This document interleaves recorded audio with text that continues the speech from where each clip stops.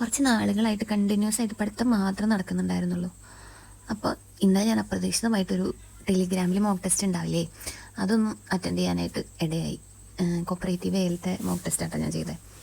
എന്താ പറയുക, അതിൽ NCCT-യുടെ ബേസിക്കായിട്ട് ക്വസ്റ്റ്യൻ അടക്കം എൻ്റെ തെറ്റിപ്പോയി. അപ്പോഴാണ് ഞാൻ എൻ്റെ മിസ്റ്റേക്ക് മനസ്സിലാക്കണത്. ഞാൻ മോക്ക് ടെസ്റ്റ് ഇപ്പോൾ ചെയ്യാറേ ഇല്ല.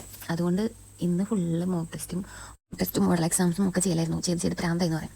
ഇതിൽ ഏറ്റവും പ്രശ്നം എന്താണെന്ന് വെച്ചാൽ, ഇങ്ങനെ ചെയ്യുമ്പോൾ നമ്മൾ OMR ഷീറ്റിൽ ചെയ്യാവും മാക്സിമം നല്ലത്. ഞാൻ എൻ്റെ എവിടെയാണ് അവൻ്റെ OMR ഷീറ്റ് കാണാനില്ല. അതുകൊണ്ട് ഞാൻ അങ്ങനെ എഴുതിയതാണ്. ഇത് പക്ഷേ ഭയങ്കര ടൈം കൺസ്യൂമിംഗ് ആണ്. പിന്നെ നമുക്കത് മടുക്കും. നമ്മൾ ഇത്രയും നേരം കുറേ നേരം ഇതിൽ സ്പെൻഡ് ചെയ്യല്ലേ. അപ്പോൾ ആദ്യം നമ്മളിതിൻ്റെ ആൻസർ എഴുതി, അത് കഴിഞ്ഞ് നമ്മൾ പിന്നെ അത് ചെക്ക് ചെയ്ത്, അത് കഴിഞ്ഞിട്ട് നമ്മൾ തെറ്റിയിട്ടുള്ളത് എഴുതിയെടുത്ത്. അപ്പോൾ എനിക്ക് ഞാൻ ഒന്നും കൂടി സ്ലോ ആവും. അപ്പോൾ എനിക്കൊരു 2-3 മണിക്കൂർ ഒരു ക്വസ്റ്റ്യൻ പേപ്പർ അത് ചെയ്ത് അതിൻ്റെ എക്സ്പ്ലനേഷൻ എഴുതി വരുമ്പോഴേക്കും. അങ്ങനെ ഇന്ന് കുറേ ടൈം അങ്ങനെ പോയി.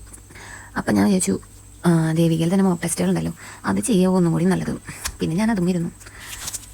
കണ്ടാൽ തെറ്റിയിൽ എഴുതിയെടുക്കുക, ഇഷ്ടംപോലെ തെറ്റിയിട്ടുണ്ടായിരുന്നു. എന്താ വെച്ചാൽ നമ്മൾ എക്സാം ചെയ്ത് നോക്കണതിൻ്റെ കുറവാണ്. അതിനിടയിൽ ഒരു ഷവർമ കഴിച്ചിട്ട് ഞാൻ ആ വിഷമങ്ങൾ തീർത്തു. അപ്പോൾ അതിനുശേഷം ഞാൻ വീണ്ടും ദേവികയുടെ മോക്ക് തന്നെ അറ്റൻഡ് ചെയ്തിട്ടാ. മോക്ക് ചെയ്യലാണ്. അല്ലെങ്കിൽ മോഡൽ എക്സാം നമ്മളിപ്പോൾ എഴുതിയിട്ടായാലും ടൈം കൺസ്യൂമിങ് ആയാലും അത് ചെയ്ത് നോക്കാണ്ട് നമുക്ക് കാര്യമില്ല. അപ്പോൾ പറഞ്ഞു വന്നത്, നിങ്ങളും ഇതേപോലെ കുറേ പഠിച്ചിട്ട് കാര്യമില്ല. നമ്മൾ ഇടയ്ക്കിടയ്ക്ക് മോക്സ് കിട്ടുകയാണെങ്കിൽ അത് ചെയ്യുക, അല്ലെങ്കിൽ പ്രീവിയസ് ക്വസ്റ്റ്യൻ പേപ്പർ വർക്കൗട്ട് ചെയ്യുക. ഓക്കെ.